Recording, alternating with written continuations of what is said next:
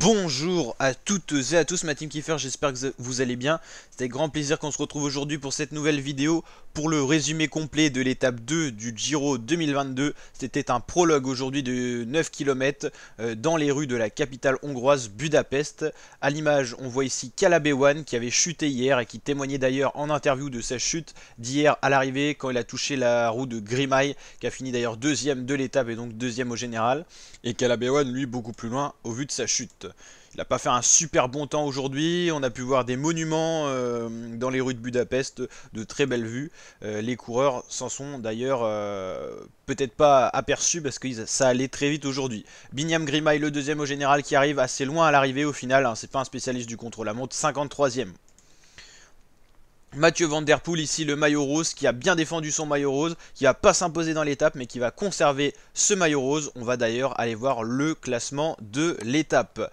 Alors c'est Simon Philippe Yates, donc Simon Yates qui remporte l'étape. C'est la première fois pour lui qu'il remporte un grand contre-la-montre sur un grand tour. Donc lui va chercher la victoire d'étape mais pas le maillot rose. Mathieu Van Der Poel qui arrive deuxième à 3 secondes conserve sa tunique rose. Tom Dumoulin fait un très bon temps, troisième. On retrouve un très grand Tom Dumoulin pour la Jumbo-Visma. Matteo Sobrero, c'est un peu la petite surprise pour la Bike Exchange qui fait 4ème, ou encore Ben Tullet 5ème.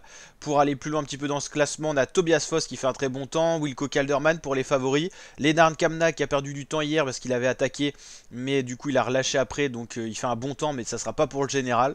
Mauro Schmidt, premier Suisse, 9ème, Timem Arensman 10ème, Joao Almeida 11ème, Nibali 12ème. Nibali qui a beau être vieux, il est quand même toujours très très bon sur les contre-la-montre, hein. Eduardo Affini, Bok Mollema, Pavel Sivakov, premier français, hein. Il était sous la nationalité russe avant et il est passé français. Richie Porte 16ème, c'est pas terrible. La surprise, c'est aussi Romain Bardet qui fait un très bon temps depuis qu'il arrive à la team DSM. Il est vraiment meilleur au contre-la-montre. Peyo Bilbao 18ème, Carapaz 19ème, Owain Doul 20ème. On va aller checker le classement complet pour avoir encore plus de temps. Est-ce que c'est possible ou est-ce que ça bug encore sur ce site?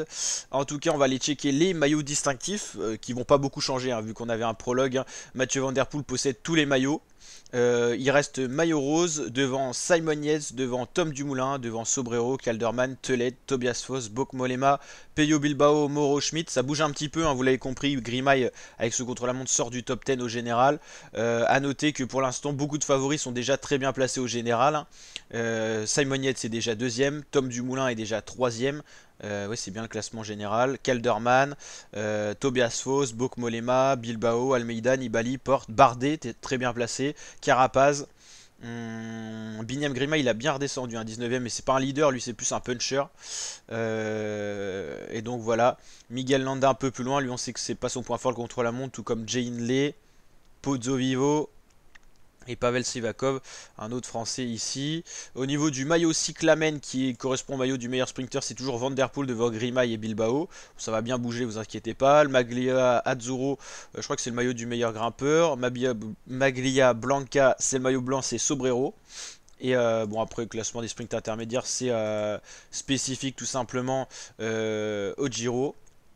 Donc voilà, et demain on se retrouvera pour l'étape 3 bien sûr la team, donc n'hésitez pas à vous abonner pour nous rejoindre. Étape 3, ça sera une étape 1 étoile, donc pas très difficile, 201 km pour les plus sprinteurs dans les rues toujours de la Hongrie, avec la ville de départ Kaspovar, la ville d'arrivée Bala Tonfured, 201 km. Tout plat, c'est pour les purs sprinteurs. On devrait avoir le premier gros sprint massif et on espère pas trop de nervosité et pas trop de chute dans le final parce que ça pourrait être le cas. Les équipes de leaders tiendront position pour placer leur leader dans les meilleures conditions avant la règle des 3 km, et pareil pour les sprinteurs qui voudront aller chercher cette étape. Il n'y aura pas forcément beaucoup d'étapes comme ça toutes plates pour les sprinteurs, donc là c'est l'occasion pour les sprinteurs comme Cavendish qui aiment bien quand c'est tout plat d'aller chercher la victoire. Nizzolo, il y en a d'autres, hein, Simone Consomni pour la Cofidis, ou ainsi de suite. Donc la team, n'hésitez pas à nous rejoindre, à vous abonner, à liker, à partager. Je vous dis à très bientôt pour de nouvelles vidéos. Ciao ciao.